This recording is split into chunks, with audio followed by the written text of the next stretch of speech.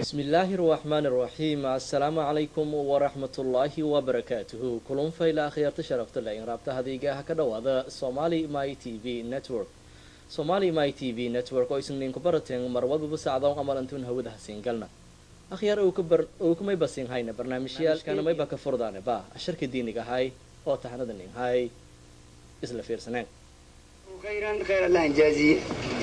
واليوم إليك التعليجي إن شاء الله إسلامك إيو كلمة لا إله إلا الله يمدعو إلهي سبحانه وتعالى وسوالي برد إلهي مع الله إلهي إسلامنا ووالي حتىنا أمة محمد بكي فلله الحمد والشكر على نعمة الله الحمد لله الذي فتح أبواب المشاهدات على أرباب المجاهدات بمفتاح لا إله إلا الله وأحيا نفوس الذاكرين وملأ قلوب الموحدين من أنوار لا إله إلا الله وأدى إلى صراط المستقيم وجنب طريق الجحيم من تمسك باللا إله إلا الله وأدخل الجنة بغير حساب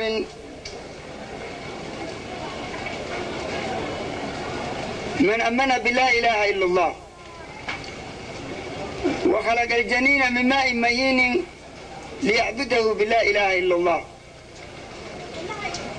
أرسل الرسل لأجلها مبشرين وعن ضدها محذرين فادعوا كلهم إلى لا إله إلا الله أنزل الكتب بالبراهين القاطعة والأدلة الجليلة الواضحة تبين معنى لا إله إلا الله فقامت بذلك الحجج على العباد وشهد به الناطق والجماد إلا من تمرد بلا إله إلا الله أجري حسناتها كسية دوري عشية قيمة يقايها له ربي كوي ودغن بلاد قرآن كريم كالله نقدر داوديال waxaan u maleynayaa inaad ka wada hesheen waxa caawa idin hayna barnaamijyo ku saabsan warar wixii dalka iyo dibadda naga soo gaaray run ahaantii saaxiibkay galbeeyta ayaa bariyahan aad u fiirinayay dhinaca internetka iyo waxyaalaha la socda oo telefoon oo xagga u diray ayaan rabaa inaan wax ka weydiiyo saaxiib galbeeyta arrimaha ugu waaweyn xaaladda Soomaaliya maxaa kamid ah liibano aad baad u mahadsan tahay xaaladda Soomaaliya haddii aad eegtid waa xaalad aan la oran karo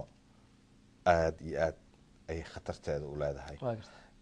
waxaa dhawaanahan mar walba saxaafaddu ay ilgooni ah ku fiirinaysay ammaanka magaalada Muqdisho oo dawladii saldhig dhigatay caga dhigatay oo madaxweynuhu uu villa Soomaaliya qasrigii madaxtooyada uu degan yahay marka waxyaabaha ugu badan oo mar walba la isku soo qaado waxa kamid ah ammaankiyo maalinta ka dambaysa gacanta ka sii baxayo حتى مدحتويدي بالسكو حبدي هاينا واتن هذا مقدشو مارتي هبين والبقف باكو دنتا لبا دعي باسون نقضي وحيابه مارت خطرتي بنيت ايادتك مارتي اي اد uga walwalayaan taasoo xitaa banaan bax laga suubiyay dawladda looga codsanayo inay ammaanka gacanta ku dhigto oo wadanka ay ku soo celiso nabdoonaantii 6 bilood ka hor xilliga maxaakiimta ay joogeen ay haysteen marka galbeeyta waxa leedahay arinta maadaama dawladii hadda oo la filayay Muqdisho inay tagto ay tagtay si kasta waxa ku tagtay Muqdisho madaxweynaha uu degan yahay hadda villa Soomaaliya marka waxa is leedahay miyaha ilaa hadeertaan dawlad ha tagtay aysan tagin xamar nabad ma ah liiban xamar Muqdisho iyo magaalooyinka xitaa u dhow qaarkood ayaa isku socodkii ayaan hadda xataa ani dadkii maartay Soomaaliyeed ku faraxsanayn marka mar la weydiinayay wariye Muqdisho jooga ayaa BBC-da u sheegay ciidanka booliisku inaanay lahayn awood ay ku soo celiyaan nabadii ciidamada Etoobiyana inta badan qaska Soomaalida dhaxdooda ka dhacayo maartay waxba kama aanay qabanin marka waxa ka tir badan miya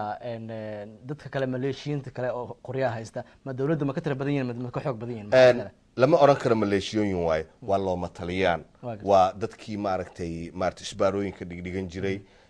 ciidankii booliiska oo awood lahayn ciidankii booliiska ahaayoon dhaqaale haysan ciidankii booliiska ahaayoon xitaa maaragtay gaadiid ay wadanka ammaankiisa ku sugaan walowba madaxweynuhu uu ballan qaaday haddana muqdisho weli ammaan ma aha marka maxaa is leedahay ma muqdisho keligeeda mise Soomaaliya oo dhan ammaankeed hadda aan muqdisho waa indhihii wadanka waa caasimadii wadanka muqdisho waxaa lagu qiimeyn karaa dalka intiisa kaleeto anigu sidaan qabo marka muqdisho maanta madaxweynihii baa jooga ra'iisul wasaarihii baa jooga dowladii oo dhan baa saldhigeeda uu yahay haddana muqdisho haddaanay nabad ahayn meelaha kaleeto nabdoonaantooda yacni caalamka xataa markay ka hadlayaan Soomaaliya waxay ku qiimeeyaan muqdisho liibano galbeedka weli muqdisho aan ku jirnaa muqdisho 6 bilood la soo dhaafay ciidamada maxaakiimta islaamka ayaa haystay 6 bilood wayna haysteen wax shanqar iyo dagaalo kale kama dhicin sida horeba u sheegtay marka ma waxa is leedahay ciidamada maxaakiimta islaamka miyay ku xub ka awood weynaayeen dawladda federaaliga mise say ku dhici kartaa kuwaasi nabad intay keeneen kuwan nabad ay keeni lahayn liibano way kala yihiin ciidamadan maxaakiimta ah waxaan oran karaa waxay ahaayeen dad daacad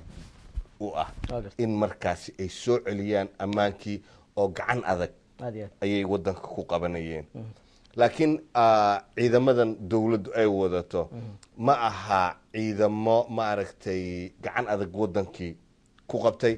wadankana waxaaba uga sii maxaakiimta wadanka ayagaa ugu sarreeyay uguna awood badnaa laakiin ciidamada dawladda wadanka ciidanka Itoobiya uga sarreeya markaasi sidii la rabay waxba uma qaban karaan awood badanna ma laha laakiin maxaakiimta ayaga ahaa dadkii ugu sarreeyay oo go'aankana lahaa baarad aragtay jaadkii hal maalin bay ku dhawaaqeen horey ka joojiyeen tuuga ma aanay jirin isbaaro ma aanay jirin marka wadanka ayagaa u talinayay laakiin inta ciidanka Itoobiya ayaa ka sarreeyay ciidamadayada nin wariye ah oo kulay in aragtin kala ma aqaan website uu soo galiyay oo Mareykan ayaa muqdisho intuu tagay ilaa Soomaali meel kastuu tagay New York Times wuxuu soo duubay arrimaha Soomaaliya inta ay dagaaladii hadda ay dhaceen maxaakiimta u dhaxaysay iyo dawladda federaaliga ama aan ayraahdo Itoobiyaanka ay la socdeenba ninkaasi runtii waxyaalaha uu soo diray waxa kamid ahayd gabar runtii ay ka hadlaysay qaadkan ay ka ganacsan jirtay ay lahayd dadkaasi si xun bay noo galeen dad xun bay ahaayeen bal waxaan rabaa daawadayaasha inay wax yar ina la daawadaan gabadhaasi hadalkeeda daawasho wanaagsan taageersan shacbiin badan baan soo dhaweysay maadaama balaayada ku joogtay oo alqaacidada ay argagixisanayd ay naga qaadeen nafis baan meelay guryaha kale ma soo bixi jirin ma jirin macaashada xataa ciidada nooga dhigan waxa ay noloshooda waxay ku jirtay meel aad iyo aad u culus oo adag bay ahayd xabad sigaara qof cadaya sheegal iyo orbaadkiisa la dhacayaa 200 kun Soomaaliya keen baa leeyahay